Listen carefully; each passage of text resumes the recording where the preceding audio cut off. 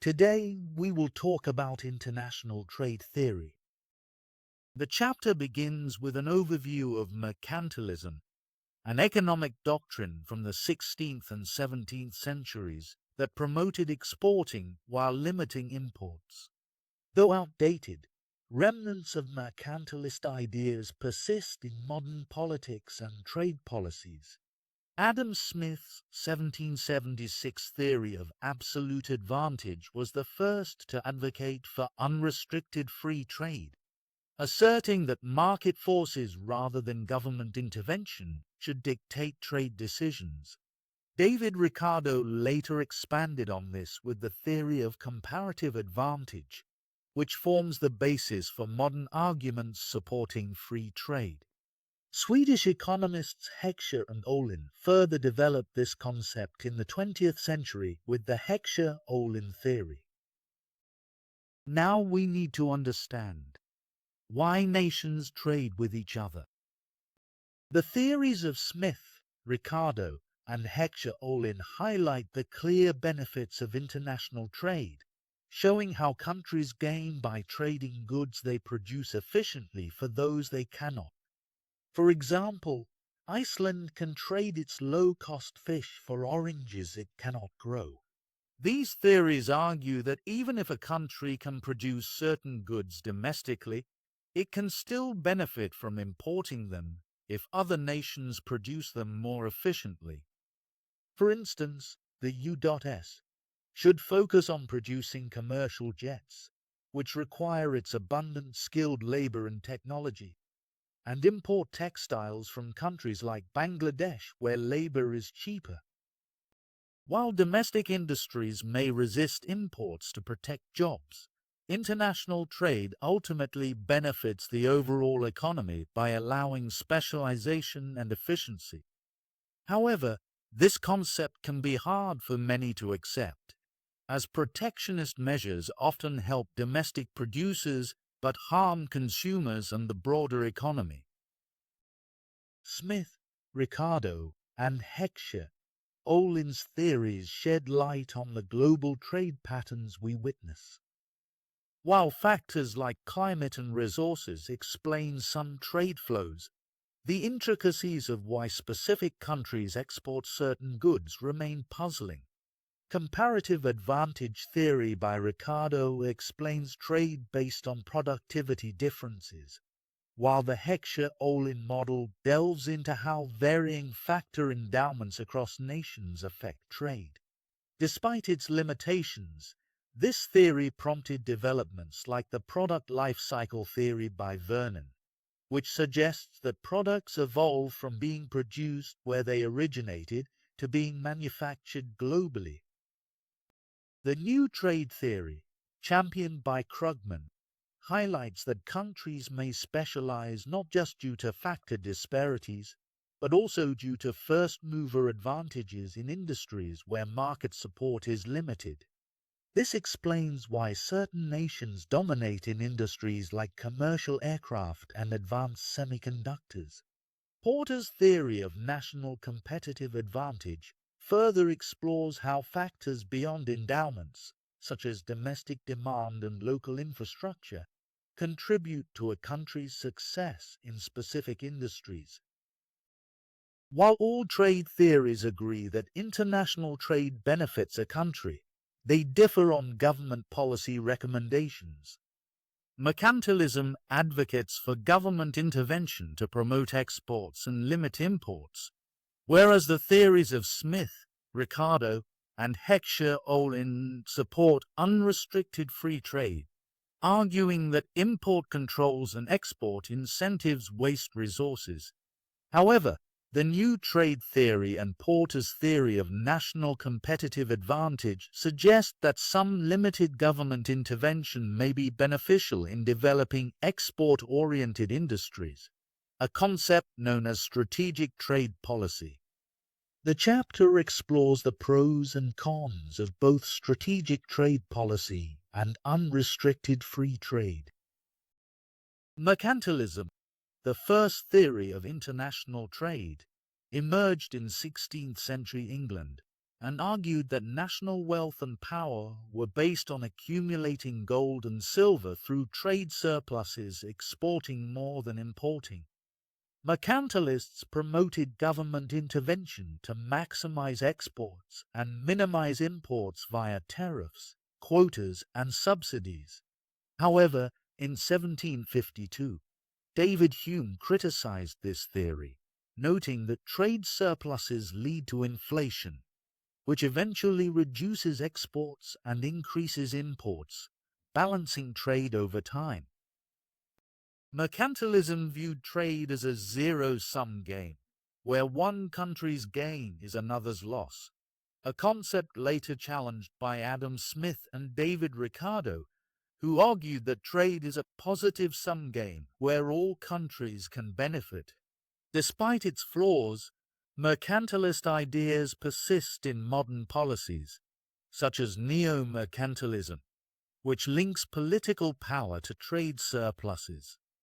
Critics point to nations like China, accused of manipulating its currency to boost exports and maintain a trade surplus, as examples of modern neo-mercantilist practices.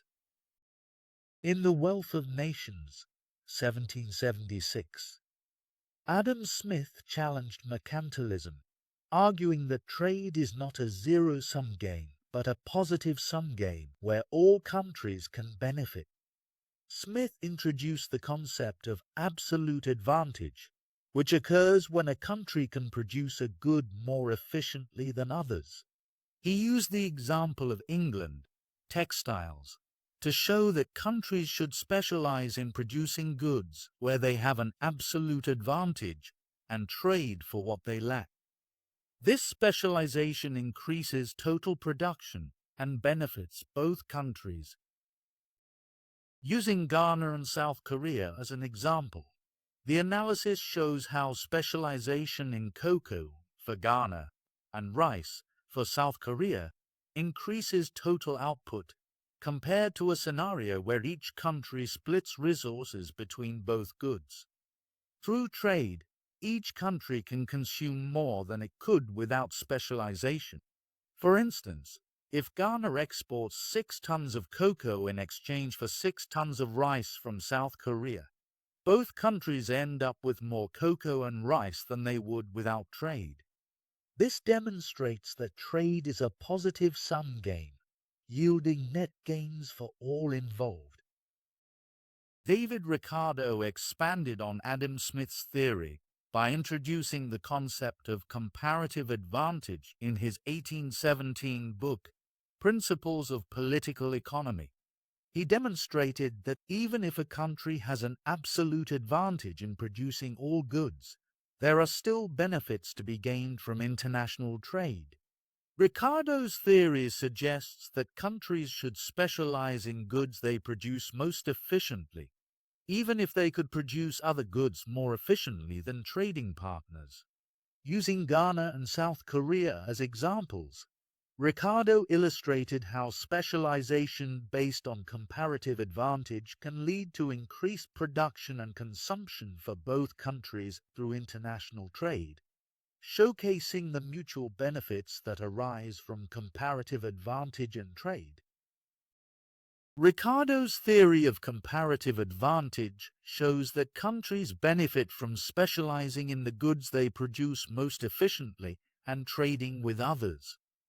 In this example, Ghana increases its cocoa production from 10 to 15 tons, using 150 units of resources, and produces 3.75 tons of rice with the remaining 50 units. South Korea, specializing in rice, produces 10 tons. The total output of cocoa and rice has now increased from 2.5 tons of each to 15 tons of cocoa and 3.75 tons of rice. By trading 4 tons of cocoa for 4 tons of rice, both countries benefit. Ghana ends up with 11 tons of cocoa, 1 ton more than before trade, and 7.75 tons of rice, 0.25 ton more. South Korea retains 6 tons of rice and receives 4 tons of cocoa, which is 1.5 tons more cocoa than before trade. Thus, both countries can consume more of both products, demonstrating the gains from trade. The theory emphasizes that world production and consumption increase under unrestricted free trade, benefiting all countries involved, even those without an absolute advantage in any product. Ricardo's theory thus supports free trade as a positive sum game where all participating nations gain economically. The conclusion that free trade is universally beneficial is bold, but based on a simple model with unrealistic assumptions. These assumptions include a world with only 2 countries and goods, no transportation costs, and constant returns to scale, among others. The model also ignores factors like exchange rates, income distribution, and dynamic changes in resource efficiency.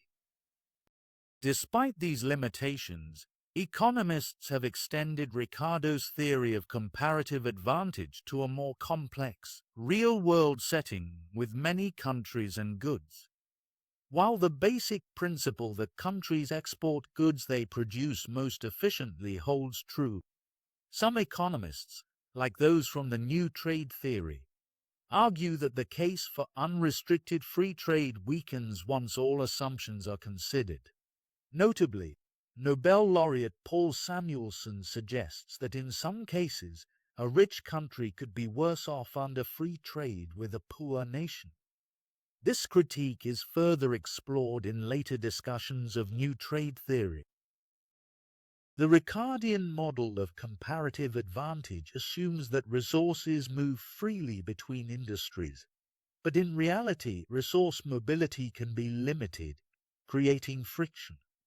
When countries shift from producing labor-intensive goods, like textiles, to more knowledge-intensive products, such as software, some workers may struggle to transition. For example, a textile worker may not easily switch to a job in software development, potentially leading to unemployment or lower-paying jobs. Although the overall benefits of free trade outweigh the costs, those affected, like displaced workers, often bear significant short-term losses, leading to political resistance. In countries like the United States, textile workers and their unions oppose free trade due to the risk of job losses.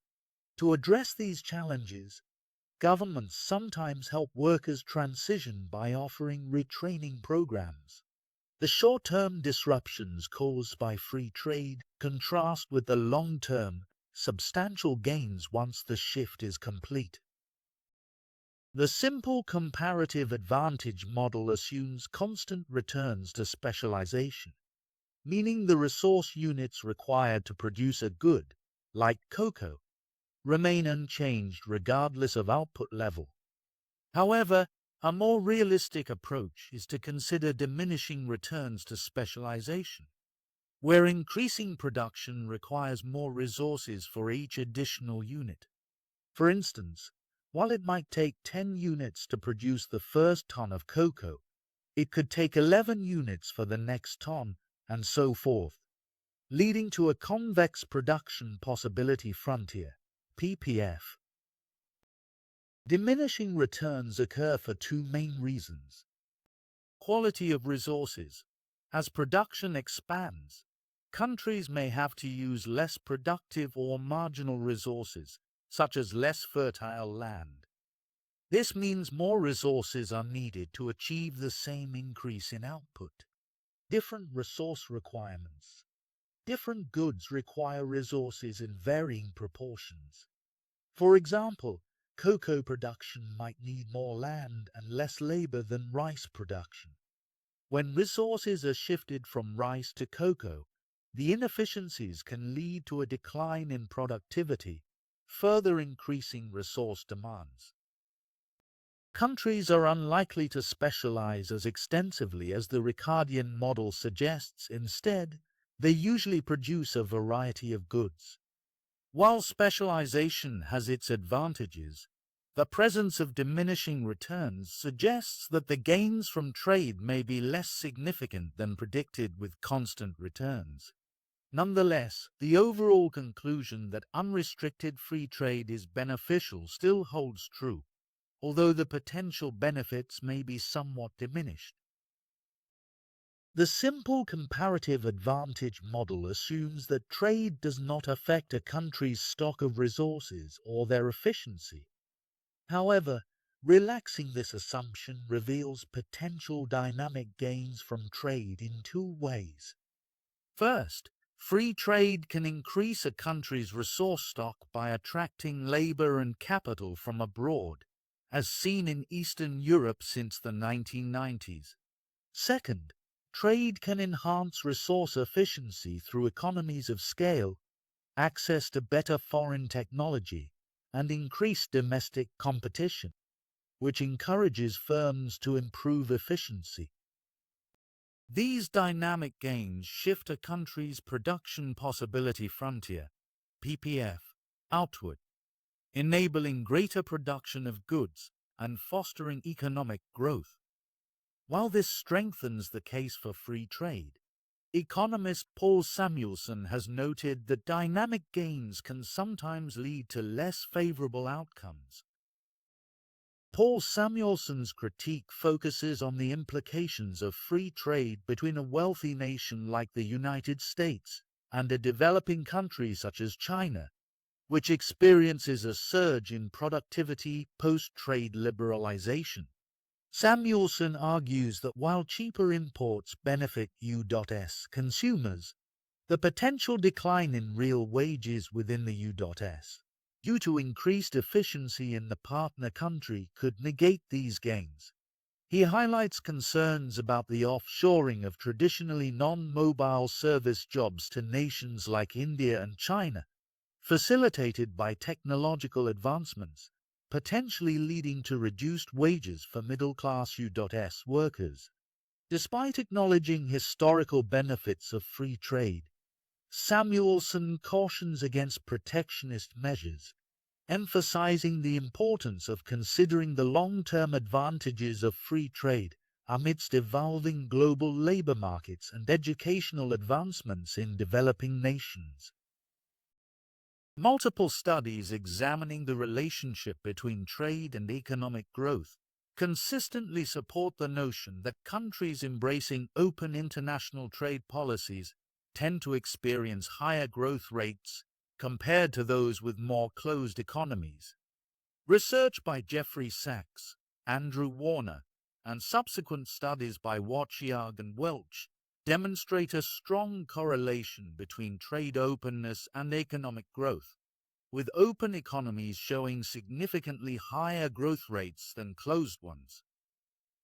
Recent analysis on the impact of tariff barriers, such as those imposed by President Trump, suggests that protectionist measures can have adverse effects, leading to reduced employment, increased prices for consumers, and constrained purchasing power. Overall, the body of research underscores the benefits of open economies and free trade, indicating that while there may be short-term adjustment costs, the long-term outcome typically includes enhanced economic growth, higher income levels, and improved living standards, aligning with the principles of classic trade theory. The Heikshir-Öolin theory, developed by Swedish economists Eli Heikshir and Bertil-Öolin, attributes comparative advantage to differences in national factor endowments resources such as land, labor, and capital. This theory suggests that countries will export goods that rely on their locally abundant resources and import goods that require resources they lack. While both theories support the idea that free trade is beneficial, the Heikshir-Öolin theory emphasizes that trade patterns are driven by factor endowments rather than productivity differences. For example, the U.S. exports agricultural products due to its abundance of arable land, whereas China exports labor-intensive goods due to its abundance of low-cost labor. The theory highlights the importance of relative, not absolute, endowments in determining trade patterns. The Heckscher-Öhlin theory, which links comparative advantage to a country's factor endowments such as land, labor, and capital, has been influential in international economics but faces empirical challenges. A famous study by Vasily Leontief, known as the Leontief paradox, found that the U.S. exported less capital-intensive goods than it imported, contrary to the theory's predictions. Some suggest this paradox may result from the U.S. a specialization in innovation and skilled labor rather than capital-intensive products. While the Heckscher-Öhlin theory is theoretically preferred, it struggles to accurately predict trade patterns, unlike Ricardo's productivity-based model. Recent research suggests that factoring in technological differences across countries improves the predictive power of the Heckscher-Öhlin theory, as trade patterns then align with countries exporting goods that intensively use their locally abundant resources. Raymond Vernon's product life cycle theory, proposed in the 1960s, explains how new products are developed and evolve in global trade. He observed that many new products originated from U.S. firms, driven by the wealth, size of the U.S. market, and high labor costs, which incentivized innovation. Initially, these products were produced in the U.S. to stay close to decision-making centers despite the potential for lower-cost production abroad. As demand grew in other advanced countries, production expanded outside the U.S., reducing U.S. exports. Over time, as products became standardized and price competition intensified, production shifted to countries with lower labor costs, including developing nations. As a result, the U.S. transitioned from being an exporter to an importer of such products, as production moved to lower-cost locations worldwide. The product life cycle theory historically explained global trade patterns, such as the case of photocopiers, which were first developed by Xerox in the U.S. before production moved to lower-cost locations like Japan and later developing countries such as Thailand. This reflects the theory's prediction that mature industries shift from advanced to lower-cost nations. However, the theory has limitations in the 21st century.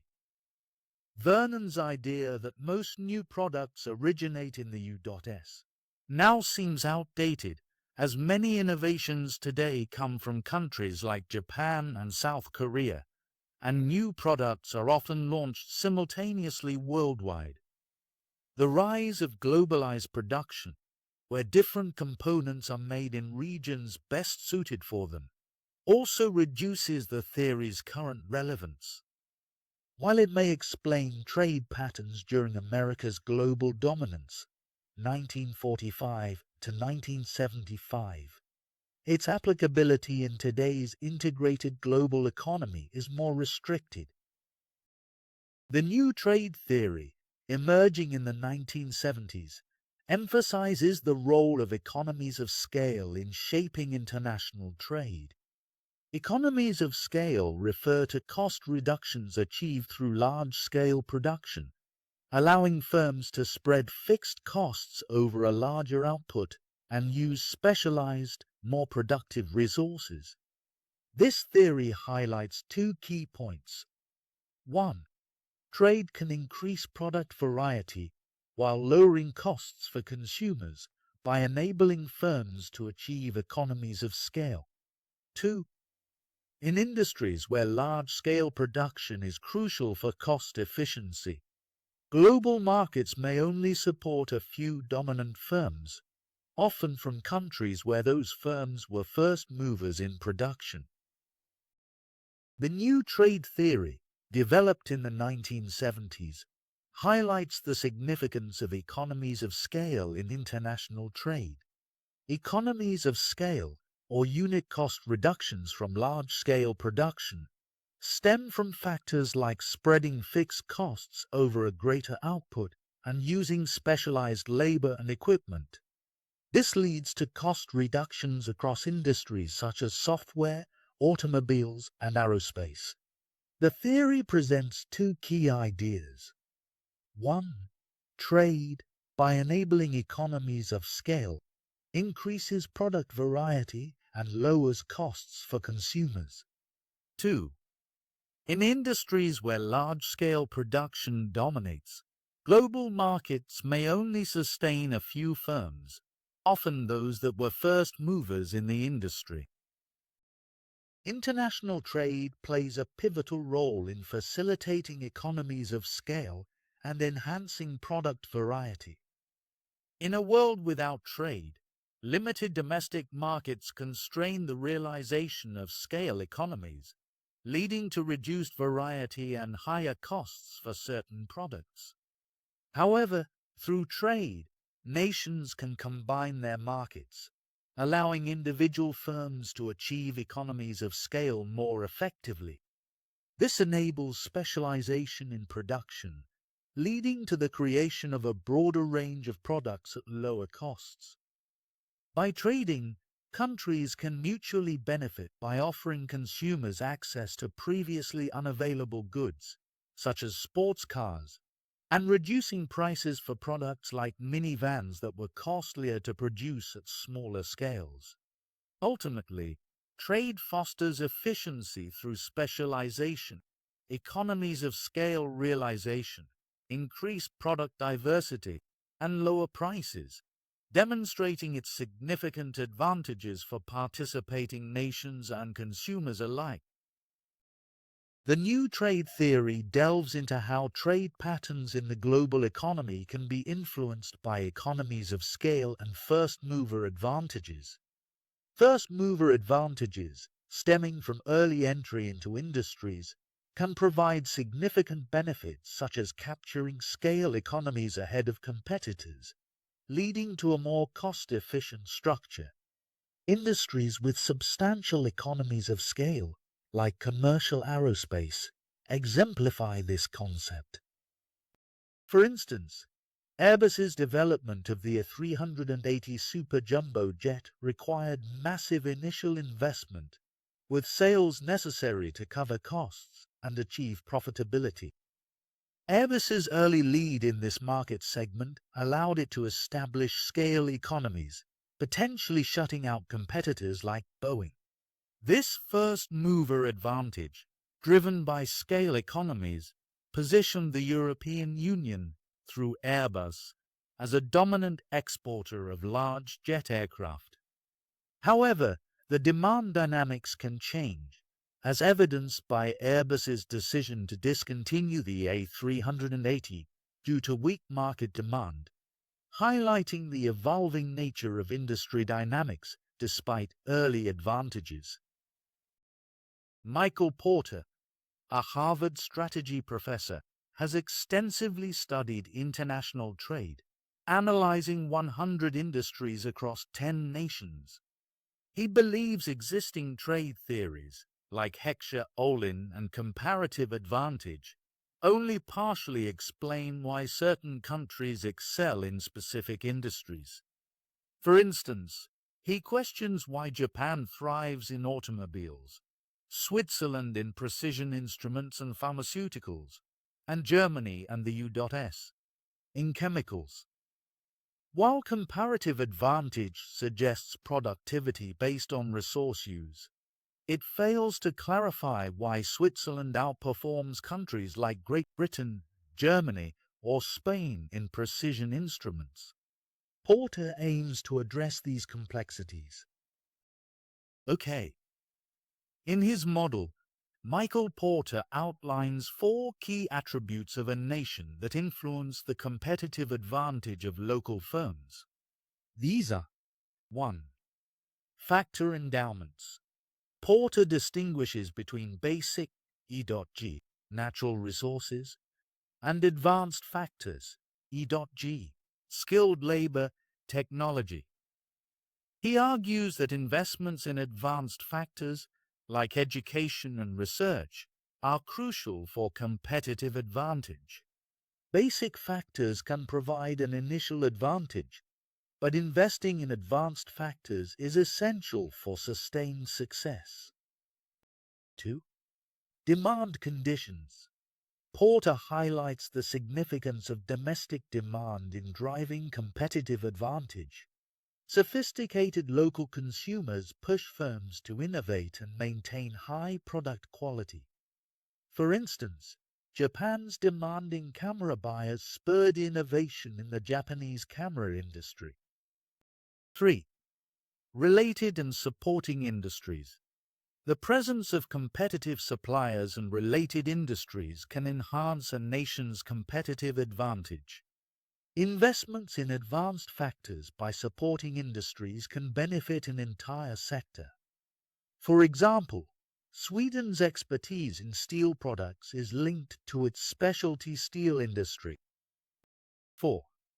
Firm strategy, structure, and rivalry. Different management ideologies and domestic rivalries impact a nation's competitive advantage. Management focus on manufacturing processes and design can enhance competitiveness.